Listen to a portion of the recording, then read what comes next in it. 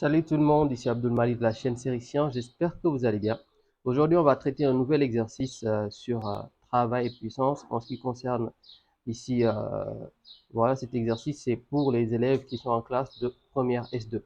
Sans plus tarder, on va lire l'énoncé. Vous avez un solide de masse M est égal à 2 kg, supposé ponctuel, qui parcourt un rail comprenant une partie inclinée d'un angle alpha est égal à 30 degrés et de longueur AB est égal à 2 mètres.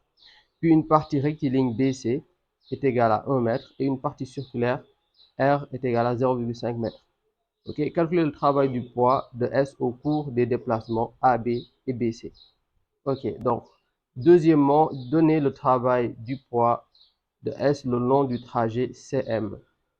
Troisièmement, quelle doit être la valeur de l'angle θ pour que travail de P de A vers M soit lui égal à 0. Ok. Bon, déjà, ici, on va commencer par le premier point, à savoir calculer, bon, je vais agrandir un tout petit peu, comme ça sera assez clair. Ok. Calculer le travail du point S pour ses déplacements, c'est-à-dire de AB vers BC. Ok, je pense sur ce point, l'image est assez claire. Maintenant, on pourra avancer. Je commence premièrement. Pour déterminer le travail du poids, tout d'abord, bon, moi je vais assimiler un solide qui se trouve là, par exemple, et qui va faire le trajet AB, puis le trajet BC. Bien sûr, au cours de son mouvement, le solide va bien sûr subir en fait son poids, ok? Que ce soit sur la pente AB, que ce soit sur la route horizontale BC, ok, il va forcément subir l'action du poids. Donc, dans le premier intervalle, à savoir AB, en fait, il va partir d'un point A à un point B. Comme vous le savez, en ce qui concerne le travail, il est question d'altitude. Et donc, l'altitude de A vers B, ce sera rien d'autre que la, voilà, Z de A moins Z de B, à savoir cette hauteur-là. Ok, donc nous avons cette hauteur qu'il va falloir déterminer. Donc, pour cela, on va juste ici tracer un triangle qui va être ici un triangle rectangle. Ok. Et ici, en regard, vous avez l'angle alpha qui est en face de cette hauteur-là, cette hauteur qu'on va nommer H. Ok. Et comme il s'agit d'une descente, le travail du poids sera ici forcément positif. Le travail du poids de A vers B sera ici supérieur à 0. Et donc, on aura travail du poids est égal à mg fois H, avec à déterminer H est égal. On a ici en fait AB qui fait une longueur de, on l'avait dit, 2 mètres, ok, qui va correspondre à l'hypoténuse par rapport à ce triangle rectangle, et H étant le côté opposé à l'angle alpha. Donc, on aura en fait H qui sera égal à AB sinus alpha. Voilà ce qu'il en est. On a donné la valeur de alpha, je crois, alpha c'est 30 degrés, et donc on aura du coup travail de P de A vers B est égal la masse, à savoir 2, fois l'intensité de la pesanteur qui n'a pas été donnée ici, on va considérer 10, fois AB qui est lui égal à 2, fois sinus alpha, alpha étant 30, sinus de 30 c'est 0,5. Après le calcul, on trouve ici 20 joules. Donc le travail du poids de A vers B est égal à 20 joules. Ok. Pour maintenant le travail du poids de B vers C, suivez bien attentivement. En fait, la ligne est comment? Est horizontale. Donc, il n'y a pas, en fait, de différence d'altitude. L'altitude de B et l'altitude de C sont les mêmes. Et donc, ici, le travail du poids sera égal à 0. OK, pour deux raisons. Bon, pour une raison, mais qui va forcément entraîner une autre. La route est horizontale. La trajectoire, ou plutôt la direction de la droite est perpendiculaire à celle en fait, du mouvement. OK, ça c'est clair. Et donc, le travail du poids à ce niveau sera égal à 0. En petit 2, il sera l'occasion pour nous de déterminer l'expression du travail du poids S le long du trajet CM. Bon, pour cela, je vais vous ici agrandir le schéma pour que vous compreniez ce qu'on veut dire par là. Donc, en fait, le solide, il est là. OK? Il doit partir de ce point à ce point. OK? Et du coup, il y aura forcément, quand on parle de poids, on parle ici d'altitude. Il va partir de cette altitude pour aller à cette altitude. Donc, l'altitude de montée, ce sera cette altitude que je vais nommer H'. Et H', pour pouvoir le déterminer, on va en fait faire ici une projection sur cette droite qui va donner en fait ici également un triangle rectangle. Nous aurons ici un triangle rectangle et en fait vous aurez l'angle θ qui est là. Vous voyez bien. Maintenant, cette hauteur, pour pouvoir la déterminer, à savoir la hauteur H', on part du principe que ce point-là, qui est en fait le centre du demi-triangle, ok, va couper forcément, regardez bien, va couper forcément le cercle en fait sur deux segments qui sont des rayons et qui sont égaux. Donc en fait, vous aurez ici le point là qui sera le milieu de EC, qui sera le milieu du diamètre EC. OK? Et le milieu du diamètre EC sera également le rayon. Donc on aura le point là et le point C qui constituent le rayon. Vous avez bien compris.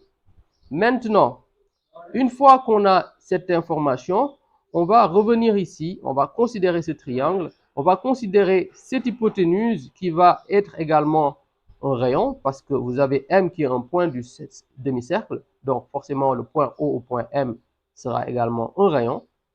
Et maintenant, qui correspond à l'hypoténuse, et ce qui nous intéresse ici, c'est également cette longueur-là, pour pouvoir en fait ici soustraire en fait le rayon R en fait, du rayon R, cette longueur, et ensuite déterminer cette longueur.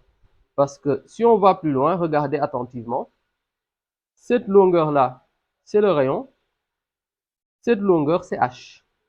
Vous avez bien vu. Et maintenant, cette longueur, c'est celle qu'il faut déterminer. Suivez bien. Cette longueur, c'est celle qu'il faut déterminer, en fait, pour pouvoir ensuite déterminer la hauteur H. Parce qu'en réalité, cette longueur, je la nomme par exemple L, ok? Donc, L, en fait, H', c'est égal au rayon, c'est-à-dire toute cette longueur, à savoir R, moins L. Ok? Donc, il faudra déterminer L. Et L, pour le déterminer, on procède par ici le triangle rectangle. Et le triangle rectangle, en fait, rectangle en ce point-là, nous aurons L qui est lui égal à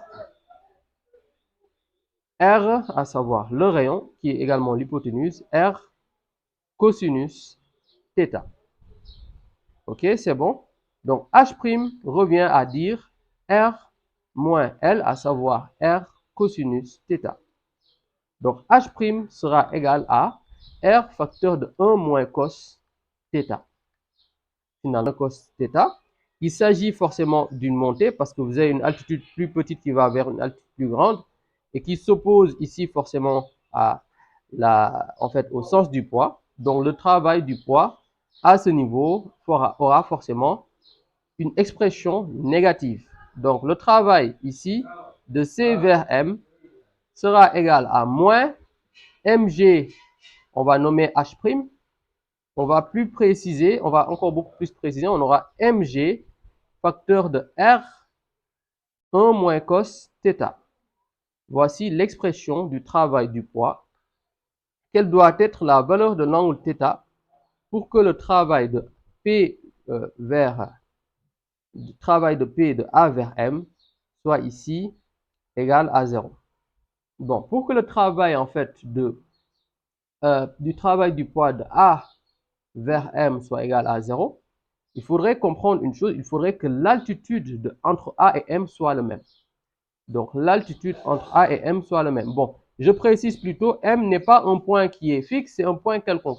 M peut être ici, ici, ici. En fait, on va considérer juste l'ensemble des points M. C'est pour ça qu'on dit M. M, un point quelconque, il faut comprendre ainsi. Donc M peut se placer ici ou ici, peu importe où on a. Donc on va préférentiellement placer peut-être le point M dont il est question pour qu'en fait le travail de P de A vers M soit égal à 0. Et donc, arrivé à ce niveau, il faudrait que A et M aient la même altitude. Vous voyez bien ce que je veux dire? OK? Donc, ce qui veut dire que, en fait, H soit égal à H'. C'est clair maintenant?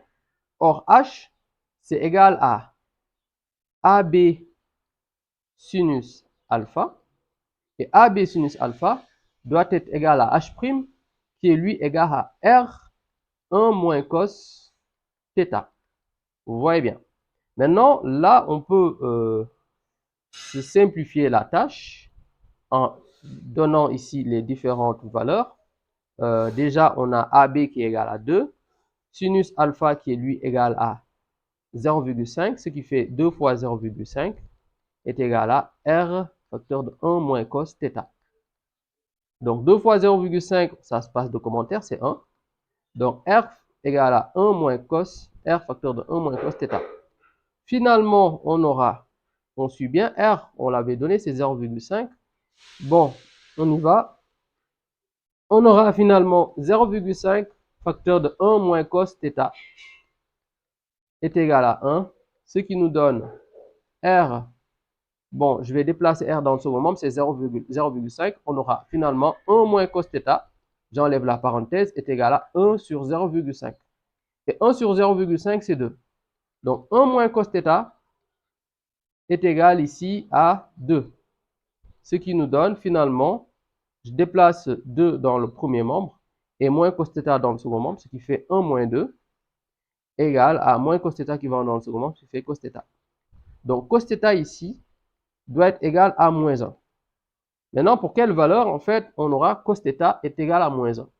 Bon, en fait, cos θ est égal à moins 1. Cela revient à dire, en fait, que θ est égal à pi. OK, en radian, ou bien θ est égal à 180 degrés. Bon, pourquoi je dis bien pi? Je m'arrête à pi parce qu'on peut avoir d'autres valeurs, mais en fait, il s'agit de demi-cercle. Et le demi-cercle, en fait, l'angle total qu'on peut avoir à ce niveau, c'est 180 degrés. On ne peut pas avoir un autre angle plus grand que 180 degrés.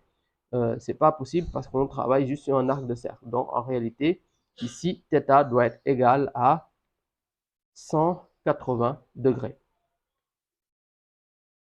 Bon, nous venons de finir cette vidéo. J'espère qu'elle vous a plu. Si c'est le cas, n'oubliez pas de la liker, mais également de la partager à vos camarades qui, comme vous, sont en classe de première. On se dit à très bientôt pour d'autres exercices de ce genre et prenez soin de vous.